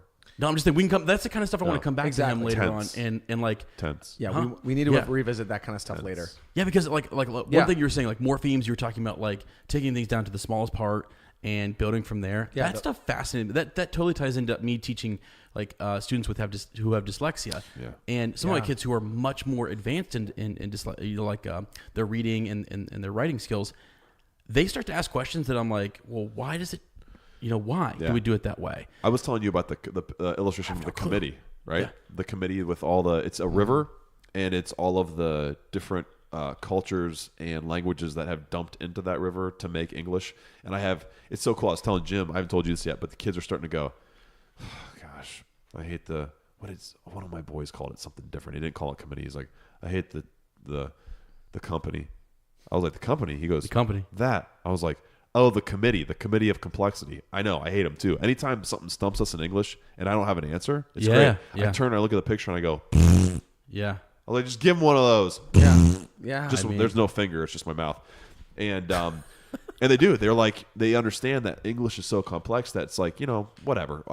I can learn a lot about it, but there's always something else to learn. Totally. And there's always there are some things that just don't make sense because it's from so many different sources too. It's like, what? Right. It's been mixed up and moved around and shaken so many times. But I'm fascinated now too with the change that the internet has had on language. Yeah. It's unbelievable what you're seeing and how people are starting to talk. Right. The problem that I have too is when, you definitely see, linguism. I guess you'd say linguism or ageism of here's how you talk. Like going back to that word octogenarian. These are the 80-year-old people that are going around. Love them. There's many amazing people in their 80s, but they're very, very concerned with wanting language to sound how it did when they were kids. So don't say lay, say lie, and don't say me and Johnny are going to the mall. Say Johnny and I. They need it to sound a certain way. Yeah. That community does bug me a lot. I want language to push semantic meaning. I don't care how you do it. So I was smiling at you when you said, oh, look, there I said it. That wasn't even the right way. My big sort of send off, unless you have another poignant question for me, would be, and it is controversial, the idea here is I do not subscribe to a correct way. I think if you push language a meaning. is supposed to change. It's supposed to change. It is always it's living changed. and breathing like it's like always changed. Yeah. And then you It's have cool. these people. So each generation has done this. Oh, it's changing now. It's changing. From Old English to Middle English, it changed, and people were upset about this. And so the way that we're speaking now is going to be archaic to your daughters. It's crazy. They're going to say, talks like an old guy. Dad. Exactly. When they're saying, think of the different adjectives that are used now. And yeah. I mean, as a high school teacher, I see we were you just guys talking, are up on it. And verbs like and just crazy. the slang and the different things, and I'm just sort of I don't know if I should write you a detention for that or if I should laugh. I have no clue, So both, probably both. Yeah, it's like so it's yeah. You're right. I subscribe to that too. I love think it. It's called in my circles. It's called you are either a prescriptivist or a descriptivist. Prescriptivist means that you really want language to exist in that perfect sort of white room, using that analogy again, white room vacuumed area of, oh, this is English, by the way. You have to put it's SVO, subject, verb, object, and it always has to exist this way, which is why Yoda's so funny. Yeah. Because it's all twisted around. Yeah. Oh, yeah. And sort of all these different things. So, anyways, yes. I get what you're saying. Yeah, I like it. It's Well, going guys, to evolve. And all I have to say is I love you guys and you're a couple of savages. That's what Well the kids done. are saying. That's what the kids are saying. That was actually like, half a year ago. But yeah, it was wet, dude. Hey, my fifth graders are using it, so that makes sense. It's a trickle-down effect. So far. Ooh, So- trickle down economics. Well, that was enlightening. That was awesome. We hope you guys enjoyed that. If you have any kind of experience with language, if it's something you're interested in, if you enjoyed, which I'm sure you did, our discussion with Jim, let us know about it. Comment on the the Facebook page for this episode. Let us know because we love obviously reading your guys' input. We'll and bring them feedback. up, later, and if we have a part 2 to this, That'd be great. Yeah, it'd be cool to kind of have some questions. We can put them in a doc and bring them up. Because I found myself. I mean, obviously, we asked way more questions than I thought, and I knew we would. I actually have more. I mean, thinking about it, I'm still processing what he was telling us. Me too, and I want to go I'm on my phone. And I didn't mean to be rude. I was just sort of looking stuff up because I'm what this is a whole other side to it that I'm not very familiar with, but I'm fascinated by. So the multifaceted aspects of Middle Earth. Yeah. So we're gonna do a little Bywater post, which we don't usually do on these like standalone episodes, but it's great because we've got Jimmy Nichols here with us. So we want Jim's Tolkien tale, and I'm gonna title this for you. I'm gonna title it "A Lot of Orcs." A lot of orcs. What does that mean? So tell us about this is your origin story for Middle Earth. Yeah. All right. So how did you come into the world? Why do you love it? Do you love it? And for you, I would like to hear your future. Like where you're going to take this relationship with Tolkien, because I think you guys are in love. There's some butterflies. Yeah. I think it's like Edith touching Toller's hand. You feel like the professor's touching your hand. Yeah, I do. Touch is beautiful because of what it means, my love. How many times have you practiced that today? Exactly. Precious. My beautiful precious. No. Go ahead. Wow. Really, really good in these headphones. Ladies and gentlemen, massive confession coming from the guy who just delivered all these really intelligent, sort of like prototypical synthesis and galactical imaginational transactional properties of morphemic constraint. Yeah, no, now I'm the guy that has to tell you I am not a fantasy person. I've always enjoyed reading You live in a fantasy world, though. That's why I don't need to read fantasy, because it's occurring around me. I am reaching up and just sort of getting to experience the language that's around me and life and people. Just coins come at you on a daily basis. Oh my gosh. So save that for later. So, yeah, I guess we'll start there, and then I'll answer all your other questions, because there were a lot. I almost started writing them down. It's like he's asking me so many things. The first thing would be, when you once asked me, "You've seen the movies, right, dude?" And I said, yeah, I've seen them. Okay. And you didn't believe me because you know that I'm not a fantasy lover. I said, yeah. I mean, I've definitely seen them. It's very adamant. I have. Oh, okay. So what happens in the second movie? What happens in Two Towers? And I was thinking back to Two Towers, as one does when they're asked what's in a film. And I'm like, okay, so Two Towers. There were those two tall edify. I didn't say that out loud. All that came out of my mouth was, a lot of orcs. That was all I was able to produce. And I almost want a Two Towers movie poster with like, I bet Phil, someone in the group could do this for us. Photoshopped at the bottom instead of like coming soon or the date, just ... A lot of orcs. And then put the little quotes like Jim Nichols from the Tribune or whatever. Stupid thing.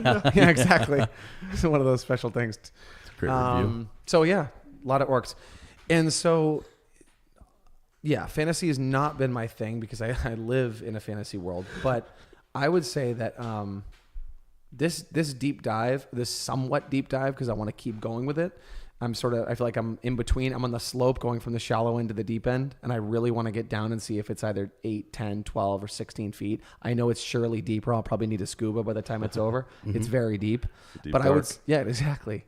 But I think that this is going to be something that once I tidy up the master's degree and get that, and I'm all excited that I'm an applied linguist, I think I will apply it to reading an incredible linguist and start to go through the books. And not just for, what's really cool is that I wouldn't be doing it for you anymore. Did that for a long time.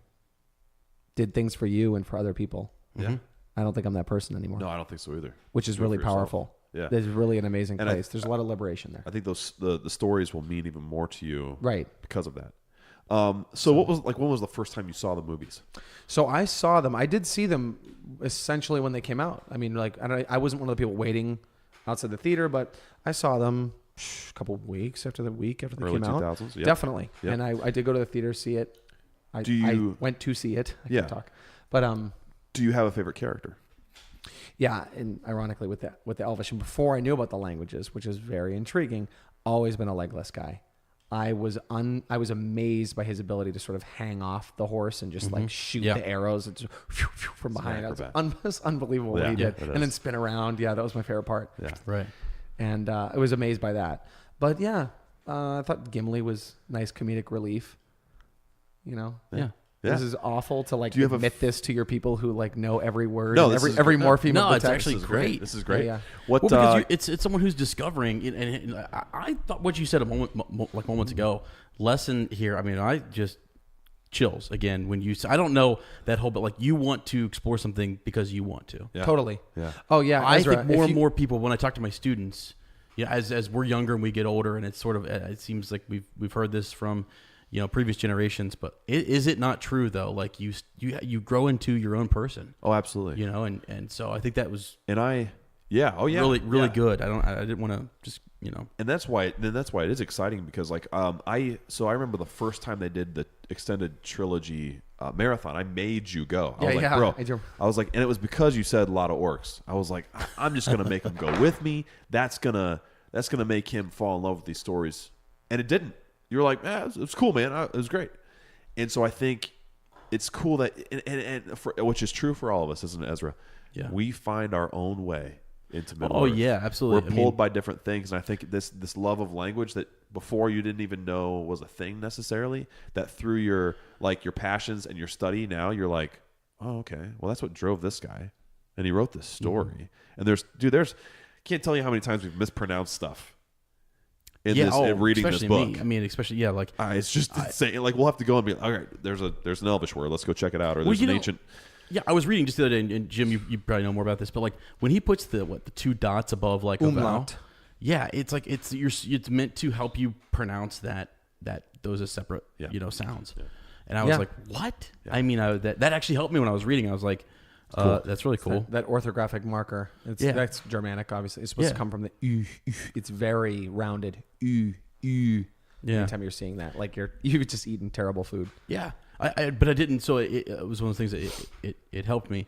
But I like what you're saying in that, like, if you like good stories, you hop into this. If you're into fantasy, you would come across Lord of the Rings. If you're into studying languages, you come across them, and it's amazing. If you like history, it's almost like it's a form of a historical account. Mm-hmm. There's a lot of things that he put in there that could have really happened. Were things that were based on actual historical figures. Yeah. There are so many. Even if you love spectacles, right? If you love sports, there's a lot of sport in here. I mean, it talks about the game of golf being invented, right? Yeah, The Hobbit, right? Yeah, he does. So it is so cool. There are so many.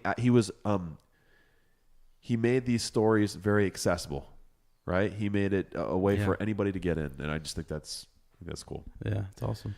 You guys want to do a little strawberries with cream? Yes, sir. Is that cool? So today I put it to you: if you could create any language, what would you call it, and what elements of other languages would it contain? Holy smokes! It's a lot there. So much there. Oh my God. Jimmy, you're the expert. Do you want to go first? Yeah, Jim, you're also the guest. Kind of talked about how we can go first to help you, or you can. You kind of already talked about how you have been doing this. Yeah, I have in a way. It's almost like Jimmy gibberish kind of a thing. Is that what you call it? Gibberish. Yeah, I guess gibberish. So. There it is. Gibberish. And I do this sometimes with What kind of club? Fantasy.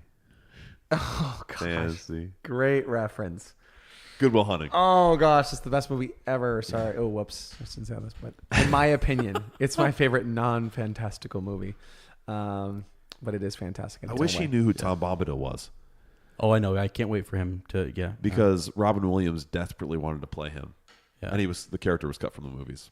Yeah. When you discover him, we're gonna have you. Isn't it interesting how we're kind of jumping back at this point because we would have already played this, but Tom comes up in Shelob's lair.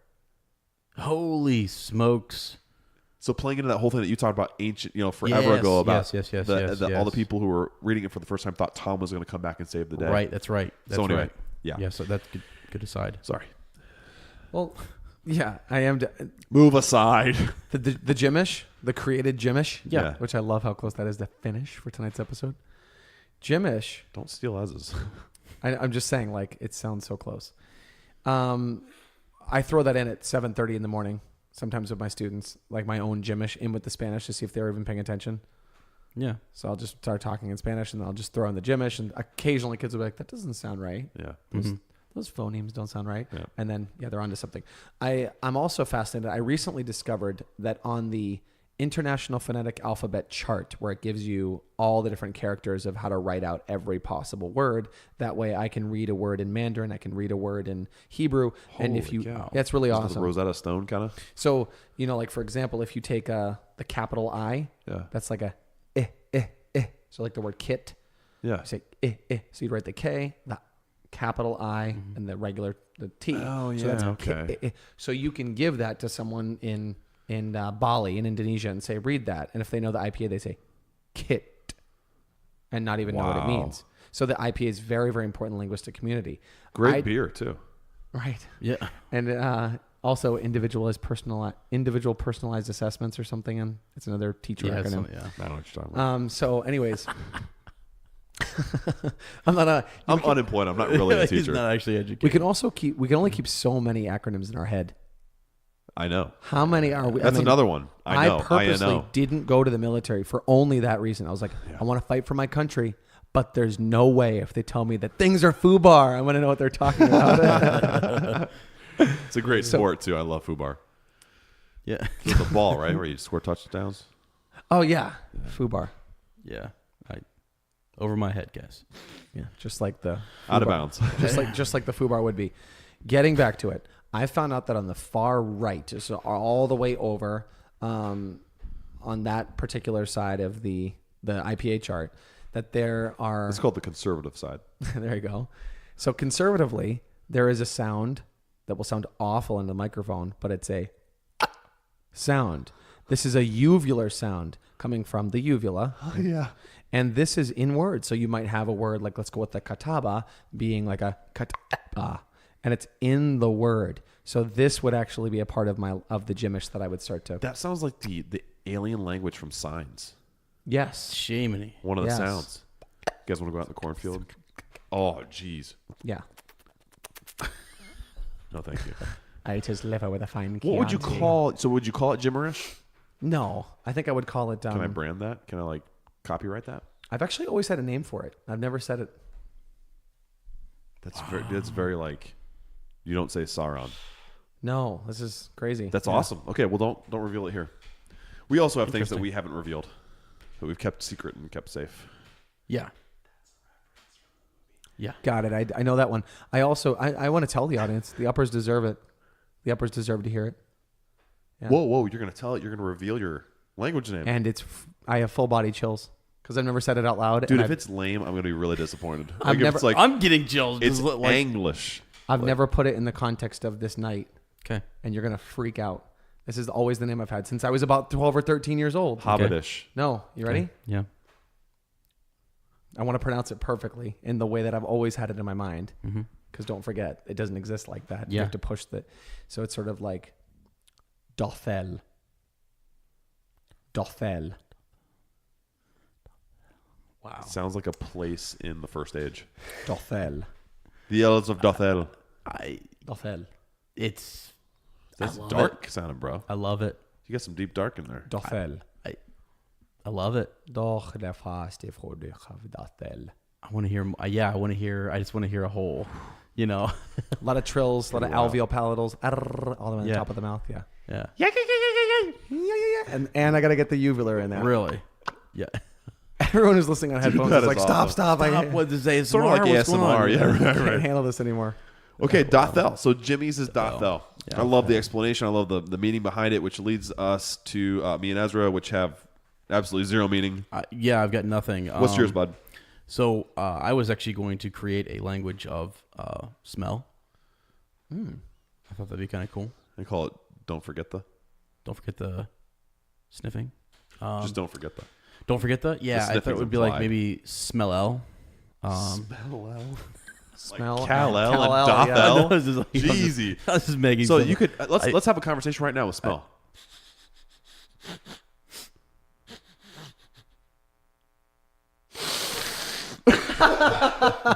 How was that at the same time? How was that synced up? See, we just reached out and we pushed it. Right. Yeah. We gave birth in a way. Interesting. That's not what you have written though. Yeah. So no, it would be finish. Finish. It would literally just be spell it. It would just be FINISH. Okay. Okay, so it would be finish. So it's done Yeah. already? Cool. And it would literally just be punctuation. This is the best. Very rarely. Speaking of if PhDs, ever spoken. Where do I sign up? Where's the registrar? It would never be spoken. It's just punctuation. I like it. I like it. I also call it golden because it's silence. I would call my language Danish Lanish. It's delicious. Sometimes it's cheesy. Sometimes it's fruity. It's explicititious, which means it's explicit and it's also delicious, like I said. And it's none of your business-ish. To be announced. It'll come out soon. To a theater near you or an ear in your head. So that's Strawberries with Cream, guys. Thanks for, Yeah. Thanks for linguistic. Thanks for using. Thanks for language tasting with us. those sounds in your ears. I mean, The like flavors. 3 different flavors. We really appreciate that. So, if you guys want to follow Jim on social media, good luck. Dothel at Dothel on Instagram. Can we start that? Searching for a long time, bro. What if an upper goes and they start like they steal the Instagram handle Dothel. If someone takes Dothel, you will find the Rathel of me on the other side. Dude, there's gonna be like a MySpace page. There's just gonna be Dothel language like to take Dothel. Someone's gonna create would Dothel. be Dothil. Oh, it would be Dothil. Yeah. For them. Too much. Shut up, Blaine. We really went for it. Okay. How can people share the load as? So you guys can share the load. Head over to actually we have a really interesting Patreon episode coming up. That we're excited to bring you. It's what are we calling it? You're not gonna want to miss this one. It's there might be some bleeping going on because we might mention names and certain situations that are not it's gonna safe have to be for the web. It's gonna have to be highly edited. I'm actually excited to go back and listen to it again. He's getting chills. He's getting chills over here. What do we call it? One-upping with, one-upping with Ez and Jim. With Jim and Ez. Someone else. Yeah. I like that. Yeah. So, and we might have to do a couple of those because I'm not sure we're gonna be able to get to everything. And Lane is gonna be our referee. So it's only 11 o'clock at night right now. Yeah, so no, we're good. in good shape. We're good. So what we'll do is we'll have some of our Hobbit that'll be available for all Hobbit patrons. And higher, so you guys can listen to that. It should be a lot of fun. So head over to patreon.com/UpTalkinTolkien. Again, same handle at UpTalkinTolkien on Instagram and Twitter. Check out all that goodness there. Help us share the load, So we've got some fun things. We do have some appendices scheduled. We've been, our second child is here. Lane and I have had a kid's Lane's child. But you're claiming Charlotte, which Uncle is Ez and Uncle Jim. We've got another, Yeah, we've got Charlotte in our lives now. It's fantastic. So, what's up? Today was actually a great success. I was teaching her Dothel. That's awesome. That's perfect. And then she said in perfect English, "I don't comprehend what you're saying." And it was really an amazing transaction. Then she said slanche. We said a lot of stuff. Wow. And she does say cheers. That's pretty cool. It's amazing. Yeah, that's awesome. It's fun. Sorry, I had to say that. So, anyways, yeah. So, get ready for all that goodness, and we'll have some of our Valar patrons on very shortly. Yeah, it's gonna be exciting. We're gonna get back into Discord and things. So, Gabbing with Goldberry is gonna come back to that little. That's all coming section. like Return of the King. We had to get through Two Towers. Well, yeah, but actually, we're actually recording this ahead of time. Yeah, so we're still finishing up weird. Two Towers this week, though. Right. So yeah. Also, get on the Facebook page. Check out the newsletter from Jen Shepard, featuring a lot of you.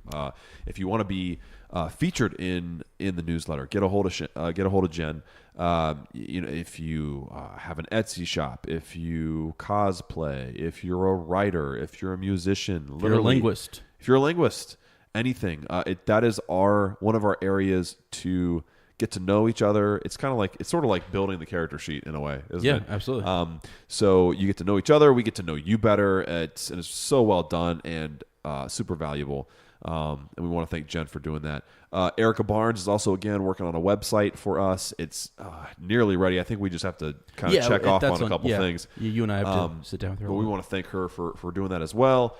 If you want to send anything our way, it could be a letter. It could be a token of affection. It could be anything you want. It could be your actual Bywater post. If you want to put it in the mail, we could read it. Sherriston actually did that for Further Up.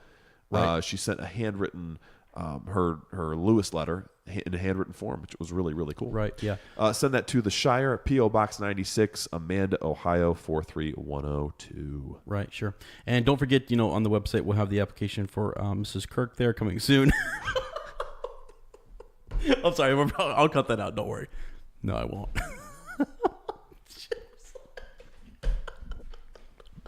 Please send your body of work.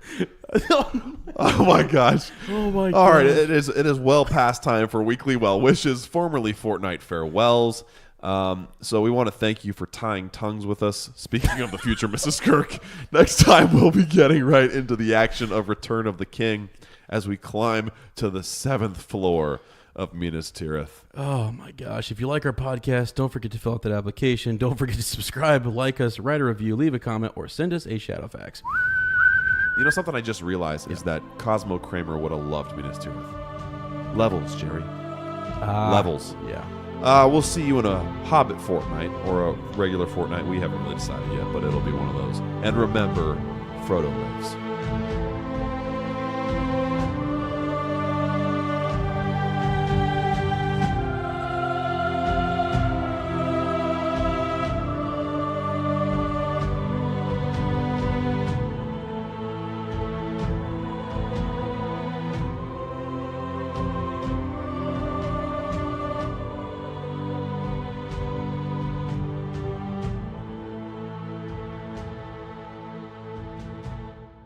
This episode is brought to you by Artificial Languages, made by really intelligent people for your listening and viewing pleasure.